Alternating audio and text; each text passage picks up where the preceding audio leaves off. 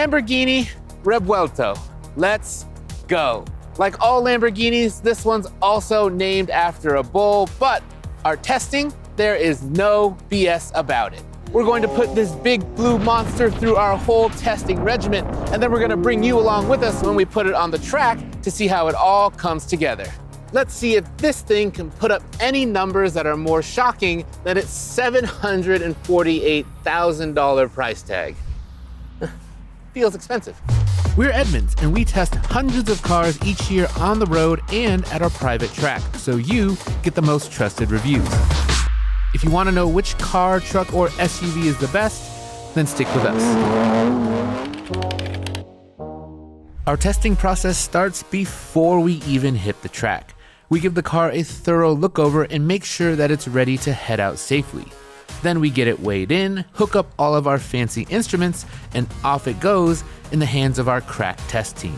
And we should note this is the exact same way we test every vehicle that stops here at the Edmunds test track, from a Lamborghini Revuelto down to a Toyota Prius.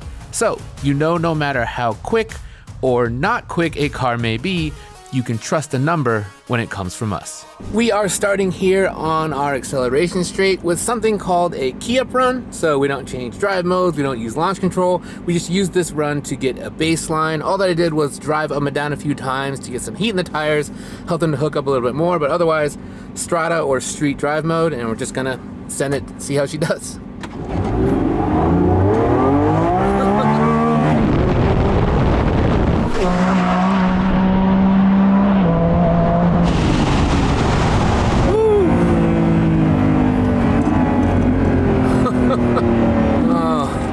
That might have just been a key-up run, but this thing is quick.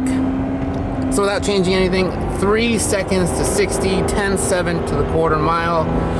I think though that we can do a lot better once we dial this thing up. Now, one thing that we have to mention about the Revuelto is weight. So this thing tipped our scales at 4,130 pounds, and that's a lot even when you consider all the space age materials and carbon fiber and forged components that go into the body of this vehicle. The last Lamborghini that we tested out here, that was a Huracan Storado, which is an off-road version of the Huracan, and even that vehicle was about 3,600 pounds. And if you look at another close competitor like the McLaren 765 LT, this thing weighs over 1,000 pounds more than that. So we're gonna have to see how much that weight affects all of our testing numbers.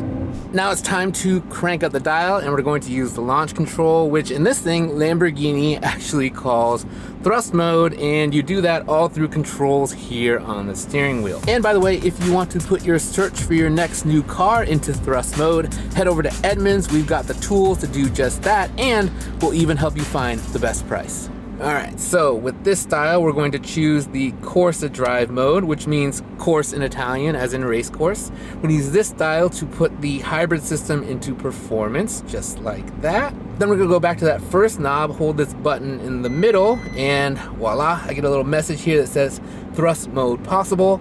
Then you just hold the brake, fully press the accelerator pedal, let the revs build to about 4,500, and then you try not to scream.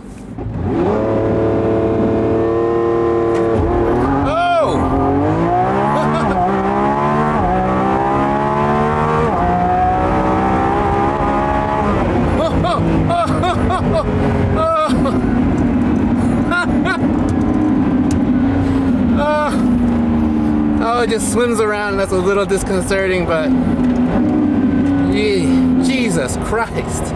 So as we thought, with the launch control activated, we cut off a good chunk of time. This thing, 2.6 seconds from 0 to 60 miles an hour. That is 1/10 off of Lamborghini's quoted time, but we aren't running on a prepped surface, and this thing is actually spinning its wheels up to about 20 miles an hour. I think you can see that on the camera. And then when you're going forward, before it hooks up, it's just wiggling around. It's crazy.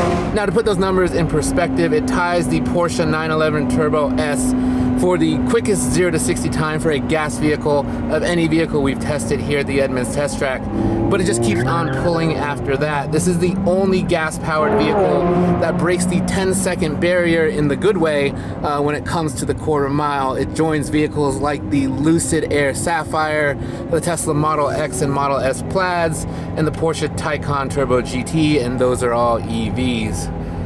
At the end of this straight, when we're doing this, you're over 140 miles an hour and that wall is coming up and you have to get on the brakes quick. But man, what a thrill ride. Now we got to see how this thing stops. Okay, we test braking by cruising along at 60 miles an hour and then slamming on the brakes as hard as we can. So let's see how she does.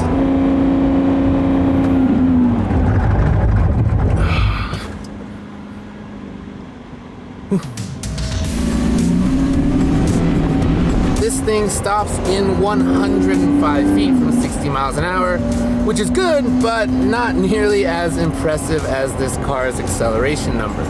A lot of the vehicles that we mentioned earlier, they actually brake in a much shorter distance. The 911 Turbo S only takes 93 feet, and our own Mustang Dark Horse, that's a part of our one-year road test fleet, that does it in just 94 feet. So other high-performance cars, they are going to stop shorter. This is actually the same distance that we got when we tested out the Lamborghini Urus Performante, but that's an SUV.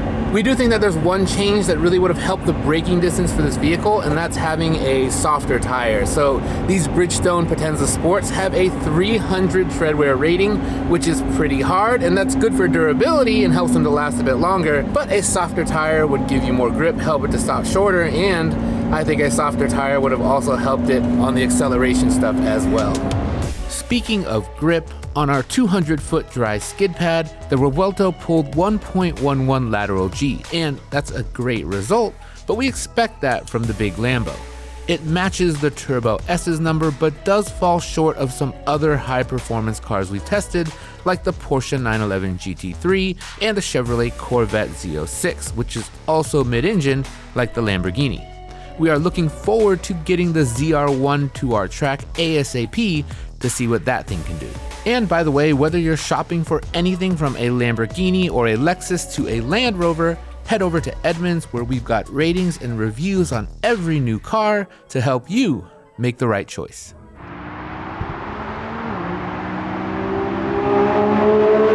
All right, here we go. Up the front straight. Let it unwind.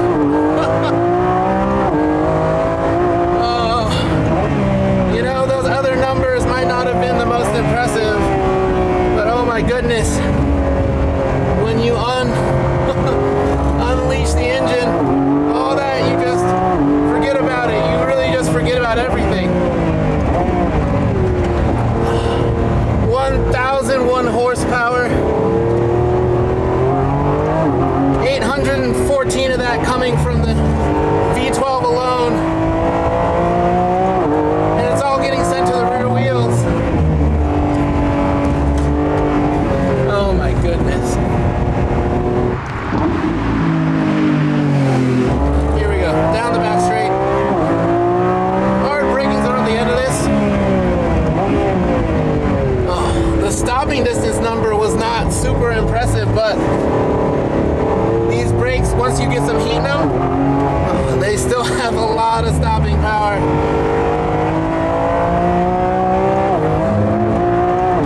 Those dual electric motors up front, it feels like they're actually helping to control the front from wiggling around under hard braking, which is awesome.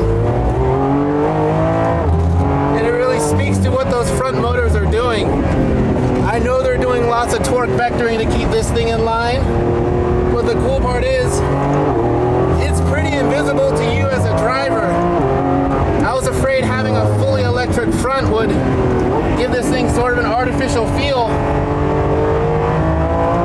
And yeah, the steering is still pretty light like it is in a lot of Lambos, but the front and the steering still feels really, really natural.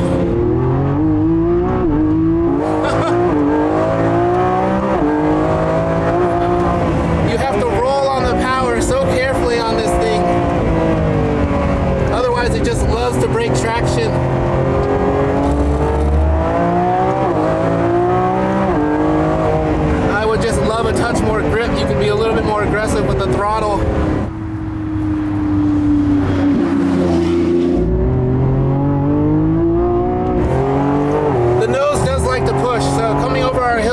have to be a little bit careful. You have to brake a touch early, resettle the car to turn it in late here, and you have to wait, throttle, because the rear end loves to squirm. But I feel like if Lamborghini tuned this thing to be a bit more neutral or a bit more towards oversteer, it would be really difficult to drive. I think for most people this setup is probably safer. And that's good, right? Because if you spend $700,000 plus on your car, you want to live to take it out again. Oh, the noise. This thing still definitely feels like a mid-engine car in a great way. And late on the throttle, roll on in second. There's third. There's fourth. 110, 15, slow down. When this thing upshifts, it's not as violent as some of the Lamborghinis in the past, but it's still enough to upset the rear. So you do have to be careful that when it's doing that, you got the wheels pointed straight. It helps that the gearing on this car is pretty tall, because you're not as likely to get sort of a mid-corner upshift. And because you have the electric motors to really fill in that down-low torque. No complaints about the gearing. This thing is so quick. It makes it feel like our track doesn't even have straightaways. You get down them just instantaneously and then bang, another corner. For a Lamborghini, with that caveat, this is a very, very livable car. It's got more room inside than the Aventador. Even taller drivers will be able to fit. I would be able to fit in here with a helmet, I think. These seats are comfortable. On our track, we've got the suspension dialed up into its stiffest setting, but even then, it doesn't really feel like crazy uncomfortable. Even up front, you're getting like a cargo space that could fit a couple of bags for a weekend. And the technology is much improved. You've got Android Auto, Apple CarPlay, you've got these 3 displays here, including one in front of the passenger, and you can slide all these different widgets over there whenever you want to. Slide them over here. And the seats too, like they have great bolstering. I mean, they're high performance carbon fiber buckets, but you know what? They don't beat you up at all. I feel like I can sit in these for a whole day and be comfortable. I mean, you buy this thing because you want hypercar performance, and it delivers that. It delivers the speed, it delivers the cornering ability. But then on top of that, you can also turn it down and it turns into a grand touring car, and you could live with it every day. I mean, the cool thing is this car, you just don't want to stop driving it.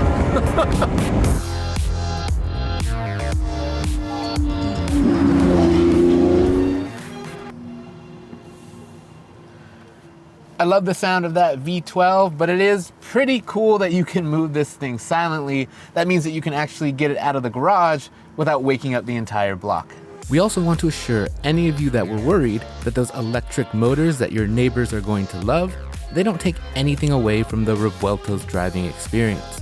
They're way more about adding performance than efficiency, as even on a full charge, you're only getting about 5 miles of electric range. Now, this might sound a little bit blasphemous, but for a Lamborghini with a naturally aspirated V12, I do think the Revuelto does look a little bit tame, at least from a distance. It's not until you get up closer to this thing that you start to notice all those little details that make it feel like an actual hypercar.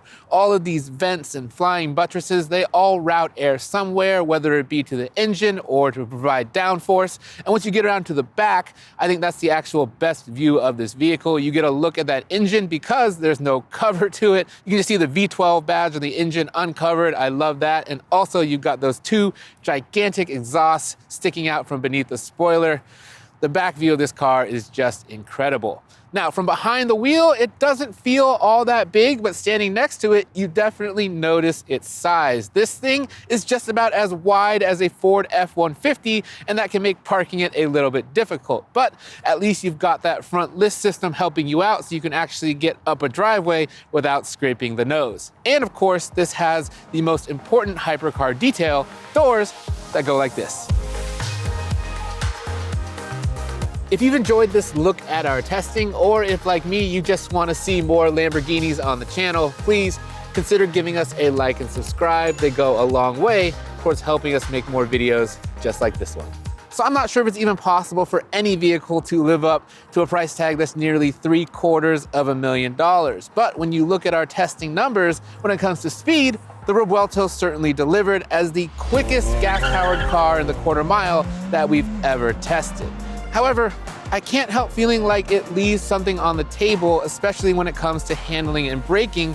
And I think a lot of that comes down to the tire. You just wish that you had more grip, and that would give you a lot more confidence when you're pushing this car more at the limit. But that's what the SVJ is for. I think the eventual versions of this car that are even more radical, that are quicker, that have more grip, they're going to be incredible to drive, and I hope that one day I get to do so. Thanks for watching.